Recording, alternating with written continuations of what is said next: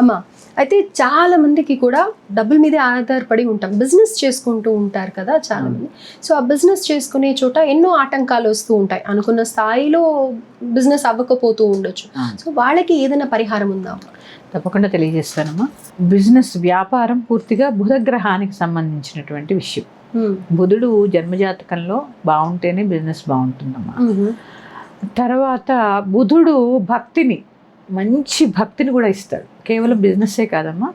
బుధుడు ఎందుకంటే భక్తి అనేది దాన్ని ఏమంటారు, అనుభవం అయితే తప్ప తెలియదు. భక్తి పారవశ్యం అంటారు చూసారా, అలాంటి భక్తిని ప్రసాదించే అంటారు కదమ్మా బుధుడు కూడా. బుధుడు కూడా మంచి భక్తిని ప్రసాదిస్తాడు. కేతువు వైరాగ్యాన్ని ఇస్తూ ఉంటాడు, ఉపాసనను పెంచుతూ ఉంటాడు కేతు. ఆ కేతు ఉంటే పరిపూర్ణంగా భగవంతుడు లీనమైపోతూ ఉంటాం. బుధుడు భక్తిని ప్రసాదిస్తూ ఉంటాడు. ఇక మీరు అడిగింది వ్యాపారం. గోవుకి సంబంధించి పెసలు నివేదన చేయడం ద్వారా బుధవారం నాడు వ్యాపారంలో అభివృద్ధి ఉంటుంది. అది ఎలా చేయాలి అంటే, మనం ఈ కందుల గురించి చెప్పినప్పుడు గోవుకి నానబెట్టే తినిపించాలి, ఈవిడికి ఏం తెలియదు అని ఎవరో ఒకరు కామెంట్ చెప్పారు కదమ్మా, నానబెట్టి ఉడకబెట్టి పెట్టాలని చెప్పాను. ఎందుకు అలా చెప్పాను అంటే, తెలియక కాదండి, ఏం చెప్తున్నా ఇలా వినేసి పట్టుకెళ్ళి పెట్టేస్తున్నారండి. ఆ గోవులకి కూడా జీర్ణశక్తి అనేది మందగిస్తోంది. ఎందుకంటే ఇదివరకు మీరు ఎప్పుడైనా కుక్కని చూసారా, అప్పుడప్పుడు పచ్చిగడ్డి తింటుంది కుక్క, ఎప్పుడైనా చూసారా మీరు? ఆ గడ్డి అంటే వాటికి అజీర్ణం చేసింది అంటే కుక్క ఏం చేస్తుంది తెలుసా, వెంటనే పచ్చి గడ్డి తింటుంది. అంటే జంతువులకి కూడా జీర్ణశక్తి చాలా అవసరం. మీరు ఏది పడితే అది పట్టుకెళ్ళి పెట్టేస్తే, ఇప్పుడు మేము చెప్తామండి పట్టుకెళ్ళి పెట్టేస్తూ ఉంటారు, వాటికి కూడా అన్నీ ఉంటాయి కదండి.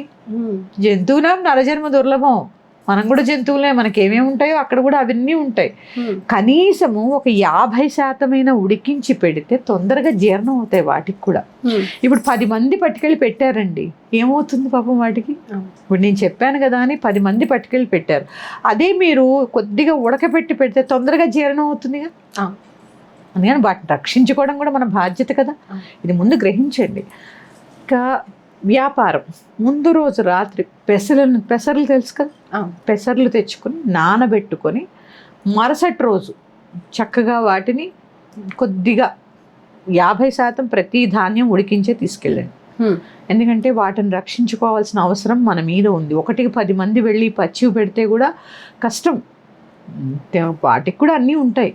కానీ 1% కొద్దిగా అయినా ఉడకపెట్టి చక్కగా ఒక అరిటాకులో పెట్టుకొని ఆ గోమాత దగ్గరికి వెళ్ళి, ఆవిడ చెవులో, ఆ తల్లి దగ్గరికి వెళ్ళి గోమాత్రే నమః అనుకోండి చక్కగా. చెవులు, అమ్మ ఇట్లా నా వ్యాపారం బాగోలేదు, నా యొక్క దోషాలన్నిటినీ శాంతింపచేసి నాకు అనుగ్రహాన్ని ప్రసాదించు, బుధుడి అనుగ్రహాన్ని ప్రసాదించి నాకు మంచి వ్యాపార అభివృద్ధిని కలిగించు అని చెప్పి ఇలా పడేయకుండా చక్కగా భక్తిగా పట్టుకెళ్ళి చేత్తో తినిపించాడు. దీనివల్ల ఖచ్చితంగా కొన్ని వారాల పాటు ఇలా చేయడం వల్ల, అంటే సంఖ్య ఏమన్నా ఉందమ్మా? 27 వారాలు చేయడం వల్ల తప్పకుండా మార్పు ఉంటుంది.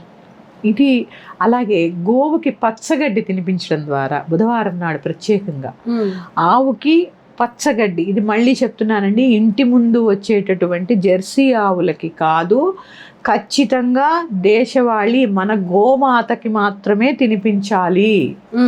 ఇది గ్రహించండి. ఏదో పెట్టేశామని కాదు, ఖచ్చితంగా గోశాలకి వెళ్ళండి, గోసేవ చేయండి, గోవుని రక్షించండి, గోవుకి పూజ చేయండి. 300 కోట్ల మంది దేవతలు ఉంటారండి. మనకు అన్ని సమస్యల నుంచి పరిష్కారం చూపిస్తుందండి గోసేవ. చక్కగా తీసుకెళ్ళండి, తినిపించండి, 3 ప్రదక్షిణలు చేయండి, వెనకాల తోక భాగంలో పూజ చేసుకోండి, ఆవిడకి సమర్పించండి. గ్రాసానికి ఎంతో కొంత డబ్బులు కట్టిరండి. మీ చేత్తో బుధవారం నాడు ప్రత్యేకంగా పచ్చగడ్డిని కూడా తినిపించండి. ఇది ఎట్టి పరిస్థితుల్లో మధ్యాహ్నం 1 గంట దాటిన తర్వాత చేయకూడదు, 12 లోపలే పూర్తయిపోవాలి. సూర్యాస్తమం పనికిరాదు, సూర్యోదయానికి మధ్యాహ్నం లోపల పూర్తి చేయండి. తప్పకుండా అంటే ఇప్పుడు మీరు గ్రాసం చెప్పారు, అలాగే పెసర్లు చెప్పారు.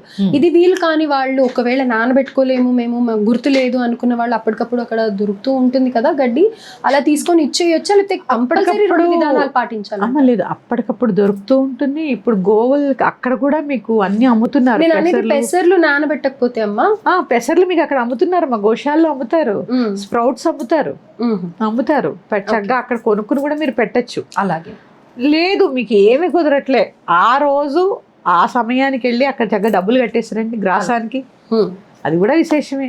సేవ చేస్తే ఇంకా పుణ్యం, ప్రదక్షిణ చేయడం ఇంకా పుణ్యం. కానీ మీకున్న సమస్యను ఆవిడ చెవిలో చెప్పాలి. అలాగే చెప్పాలి, సమస్యను చెప్పుకోవాలి, ప్రదక్షిణ చేయాలి, నమస్కారం చేసుకోవాలి.